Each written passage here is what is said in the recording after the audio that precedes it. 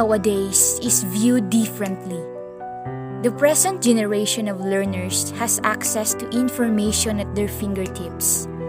The teacher is no longer seen as basically the dispenser of knowledge, but rather as one who expertly directs the learners to take their own track in searching for answers to questions raised inside the classroom. They can search the web and discover a breadth of information related to the lesson. That is why they can sometimes learn more than what is confined in the four corners of the classroom. Every chance or corner becomes a learning space. It is clear that learning takes place anywhere, and this adds to the concept of flexibility in learning environment. With technology, students can possibly continue to join class sessions even if they are not physically around. The learning spaces becomes virtual or mediated. The library is not only a physical structure where they can read published books, but has also become virtual. Distance learning is a form of learning without face-to-face contact with the teacher and delivered via telecommunications. The main elements include physical separation of teachers and students' instruction. With the advent of new technologies, distance learning is delivered via computer-based media, thus called online learning or e-learning. This made classrooms borderless and learning boundless. This was enhanced by the emergence of the Web 2.0 tools, which made collaborative easier. Now, online distance learning is not a new concept, especially in this time of pandemic where online learning is now the new mode of instruction. It allows flexibility in learning to a certain extent. The flexible mode of learning uses platforms such as Moodle, Google Classroom, Edmodo, Schoology, and etc. These are free programs designed for educational activities of a teacher in a physical classroom. When you use this, you can actually hold a lesson, post questions for discussion, hold an online chat discussion, give assessment activities, and provide references or links to other online materials, features relevant to instruction, and facilitating of learning. Now on this point, let's tackle some of the platforms commonly used in flexible mode of learning. So the first one is Moodle. It is an acronym for Modular Object-Oriented Dynamic Learning Environment. It is an online educational platform that provides custom learning environment for students. Educators can use Moodle to create lessons, manage courses, and interact with teachers and students. Students can use Moodle to review the class calendar, submit assignments, take quizzes, and interact with their classmates. Another platform is Google Classroom. It is a free blended learning platform developed by Google for schools that aims to simplify creating, distributing, and grading assignments. It is your all-in-one place for teaching and learning. Our easy-to-use and secure tool helps educators manage, measure, and enrich learning experiences. The primary purpose of Google Classroom is to streamline the process of sharing files between teachers and students. So let's then proceed to Edmodo. Edmodo is an educational network that aims at providing teachers with tools to help them connect and communicate with their students and parents. It is a tool that takes the idea of a social network and refines them and makes it appropriate for a classroom. Using Edmodo, students and teachers can reach out to one another and connect by sharing ideas, problems, and helpful tips. By the way, in 2008, Edmodo was created by Berg, Jeff O'Hara, and Crystal Haber. Another platform is Schoology. It is an online learning management system, or LMS, that allows educators to organize curriculum, create lesson plans, and provide student assessment. This LMS platform allows peer collaboration and engagement through public or private discussion forums and cross-application. Schoology was founded in 2009 by Jeremy Friedman, Ryan Wang, Tim Trinidad, and Bill Kindler. Another recent modality of learning is the Mooc, or the Massive Open Online Course. It is a model of delivering learning content online to any person who wants to take a course. It allows one to pursue learning even outside of university or higher education formal structure. Those who are working can enroll in MOOCs with no limits on attendance. As long as you are willing to learn, you can engage in an area of discipline and learn. It allows interconnectedness among people to discuss and share recent developments in their common field of interest. In the flexible learning mode, the activities can be done in two ways: synchronous and asynchronous. An online chat at a real time is Synchronous Session. Course participants meet in a virtual classroom and discuss a topic in the lesson. So wherever they are situated in the world, they agree on a scheduled session and log in to join the live class. Another important feature is the asynchronous session. This is when questions or tasks are posted and course participants answer the questions or post the reply at any time most convenient to them. Another way of handling flexible learning is blended learning.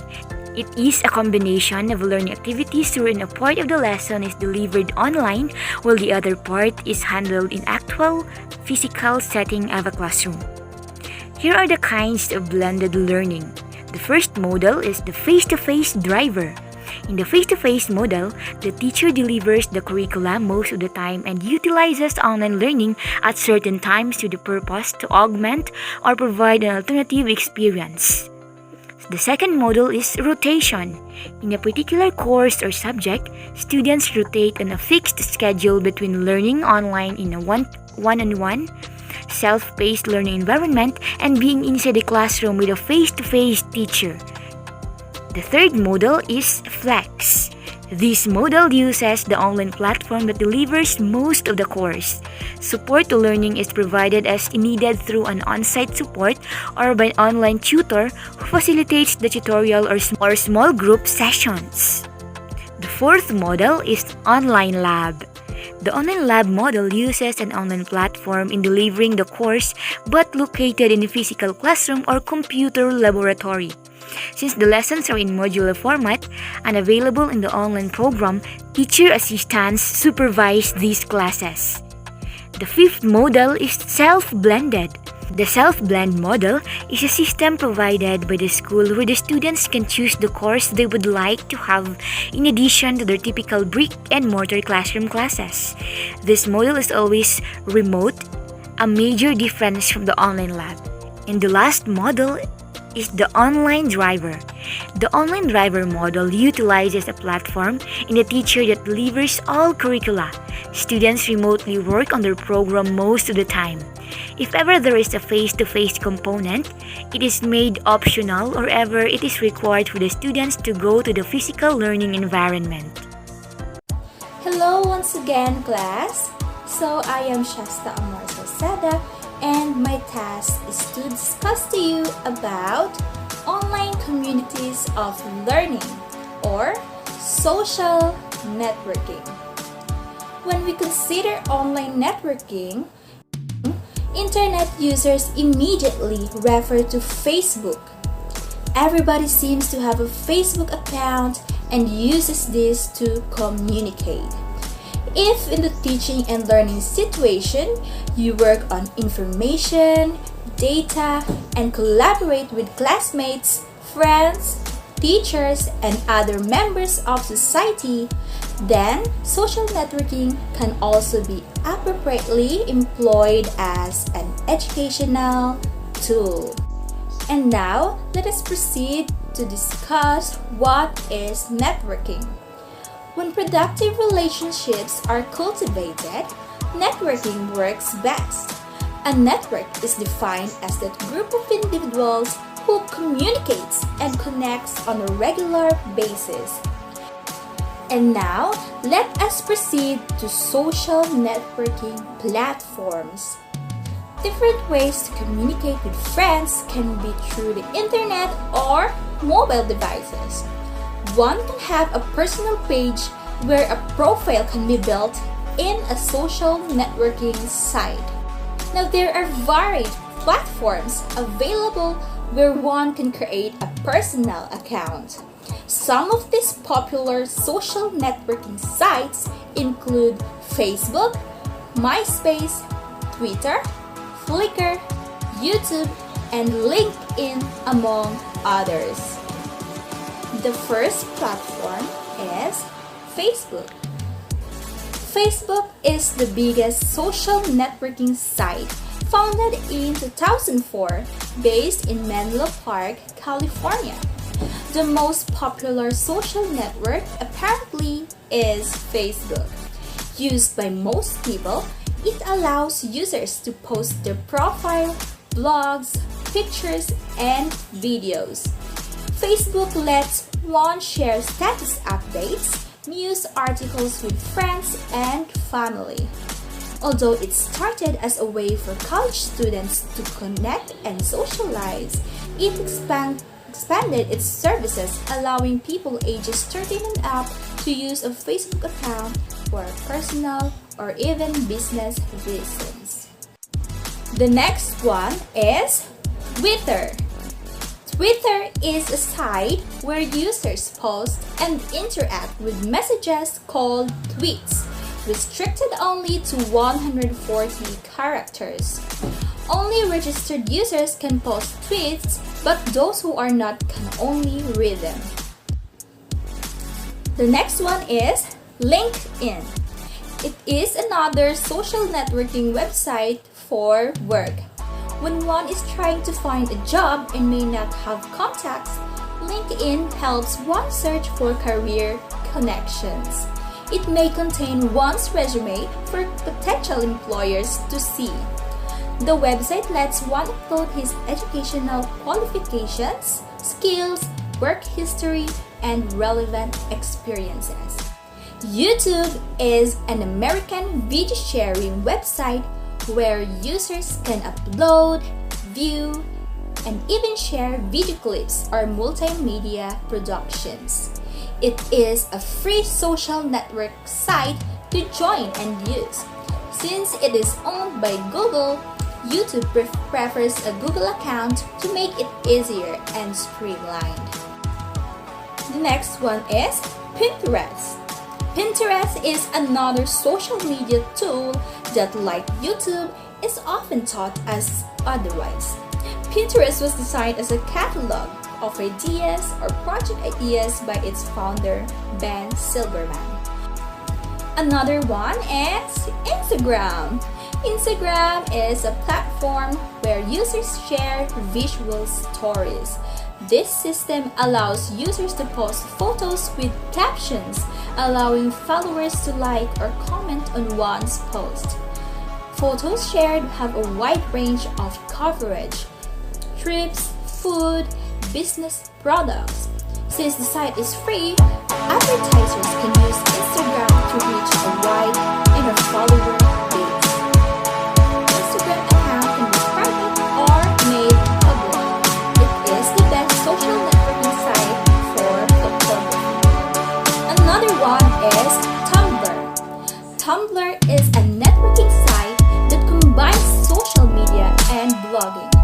Its main goal is to simplify social media and blogging.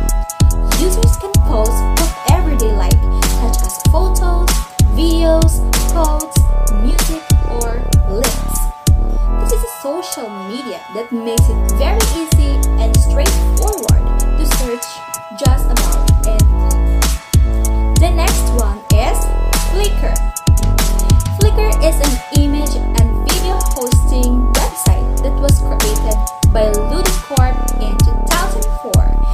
acquired by Yahoo. It offers massive online photo storage. And now, let us proceed to discuss the benefits of using social networking sites. Using social networking websites opens an array of benefits for users. The world has become a global village through connectivity. The connection has transcended space and borders. Getting connected to family and friends is now just a few clicks away. It is an easy access to keeping in touch with friends or keeping tabs on family. It provides opportunities for making friends with others who share similar interests and passion. The dangers of using social networking sites. Just as there are benefits having an account in a social networking site or using it in a teaching and learning context, there are risks to consider as well. Teachers and parents are wary of youngsters using social networking sites due to the many negative publicity and real incidents connected to the wrong use of social media. One major risk is making friends with strangers, who may actually be a predator or a cyberbully. Note, tapping to rest is also the danger of users getting hooked on internet and may learn to ignore the real world. Their ability to socialize is incapacitated as they devote hours or days on gaming or using the computer and manifesting abuse to themselves. That is why teachers and parents or guardians are protective to the extent of disallowing youngsters to use the internet and social networking sites without realizing that such act denies the opportunity to explore the educational potential it can serve. Safeguarding oneself when engaging in social networking sites. Networking can be confined and monitored within the school system. Its students can use social networking platforms designed for educational purposes that will allow students to post, share, and discuss insights gained from an activity. Some of these, Super Club Plus, Learner's Journey, Scuttlebud, among others. Some precautionary measures. A social networking account has passwords and login details. Secure passwords and keep them private. Log out every time you use public computers. Regularly check privacy setting of social networking websites so that only direct friends or those particularly known can see the post. Online posts are safe and may become a permanent post of their online reputation. As you use the internet, you leave a digital footprint which can be traced back to you. Do not accept invite from contacts unless you know them personally or you are sure of their identity. Seriously consider the effect of possible posts on others before deciding to do so. If post, example, text, picture, video, could be considered offensive or humiliating another person, then you refrain from posting or uploading it. Using appropriate language is essential. The tone when communicating or sending social networking messages should be respectful. Better be safe than sorry. You should accept friends and connections when you are sure of the person's identity. Personally, meeting someone you might meet online is discouraged. Even if the sincerity of having a personal meeting looks convincing, it would be better if you will be competent. When there is an indication of harassment or abuse, it is advised that you report this by clicking the report button of abuse. It is better still to talk to friends or trusted adults about a case. Bullying takes place even in social networking websites. Cyberbullying uses the site's messages, updates, and other functions to harass, intimidate, humiliate, taunt, or pick on the individual. When this happens, you can do the following actions. Ignore the behavior by not responding at all, block the person, click the repost button or abuse, or talk to a trustworthy adult about it. Connecting with friends and having an active life on social networking websites have its reward. However, when one is not taking precautionary steps, there is also imminent danger.